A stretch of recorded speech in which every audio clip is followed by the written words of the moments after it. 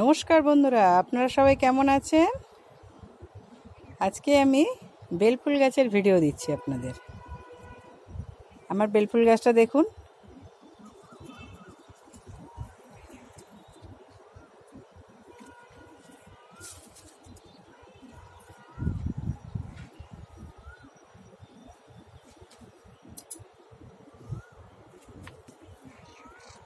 গাছের মধ্যে মধ্যে পর্যন্ত কুড়ি ভরে গেছে।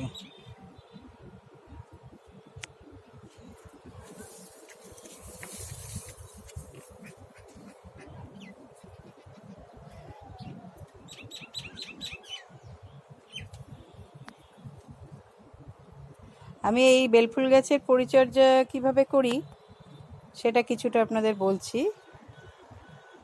বেলফুল গাছে আমি শীতকালে সব গাছে যেরকম খোল জল আর বাদাম খোল জল আর সর্ষের খোল জল ভেজানো দিই, বেলফুল গাছেও দিই। আর গরমকালে মাসে দুবার করে দিই সেটা শীতকালে। আর গরমকালে আমি একটা ঘরে মিক্সড খাবার বানাই, সেই মিক্সড খাবারটা দিই। যেমন মিক্সড খাবারের মধ্যে থাকে হচ্ছে সর্ষের খোল, বাদাম খোল, নিম খোল, হাড়ের গুঁড়ো আর শিংকুচি। এবারে এই সর্ষের খোল, বাদাম খোল, নিম খোল, হাড়ের গুঁড়ো, শিংকুচি এগুলো আপনারা 250 গ্রাম করে নিলে 5টা জিনিস 1 কেজি 250 হচ্ছে। এর সাথে আপনারা আবার 1 কেজি 750 মতন ভার্মি কম্পোস্ট মিলিয়ে দেবেন। তাহলে কি হলো, ওটা 3 কেজি হয়ে গেল। ওই 3 কেজিতে আপনারা প্রত্যেক মাসে আপনার কাছে যে কটা গাছ আছে, যদি 6 ইঞ্চি পটে থাকে তাহলে সেখানে 1 চামচ, 8 ইঞ্চির থাকলে 1.5 চামচ, আর 10 ইঞ্চির পটে থাকলে 1 মুঠো ওই মিক্সড খাবারটা দিয়ে দেবেন। আর পর্যাপ্ত পরিমাণে জল আর রোদ্দুর পেলে আপনাদের ফুলের কোনো অভাব হবে না। এবং খুব সাধারণ পরিচর্যার গাছ, এবং খুব সাধারণভাবে আপনারা এটা করতে পারবেন। এটা ডাল থেকেও অনেকে করতে পারে, যারা ডাল থেকে চারা করতে পারে তারা ডাল থেকেও চারা বানায়।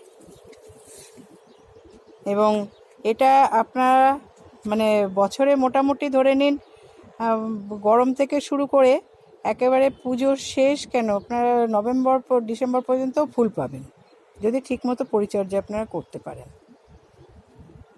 আমার এখানে 2 রকমই আছে, 2-3 রকমের আছে। বেল আছে, এই শতবেলি যেটা আর একটু বড় থোকা অনেক পেটালের হয়, ছোট ছোট পদ্ম ফুলের মতন, সেটা ফুটলেও আপনাদের আমি ভিডিও দেব। তারপরে জুঁই আছে। আপনারা একটা কাজ করবেন, এটা পুজোর পর দিয়ে বা ওই নভেম্বর ডিসেম্বর নাগাদ আমি কি করি, পুরো গাছটাকে ছেটে দিই। তাহলে গরমের শুরুতেই আমি প্রচুর পরিমাণে ফুল পেয়ে যাই। আর একবার ফুল হয়ে গেলে পরে আপনারা কি করবেন, ধরুন এইটাতে একটা ফুল আছে আর বাকি 4টে কুড়ি আছে।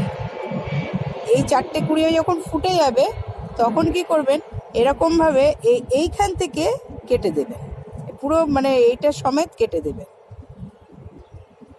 তাতে কী হবে, আপনাদের একটা হালকা ট্রিমিং করে দেবেন।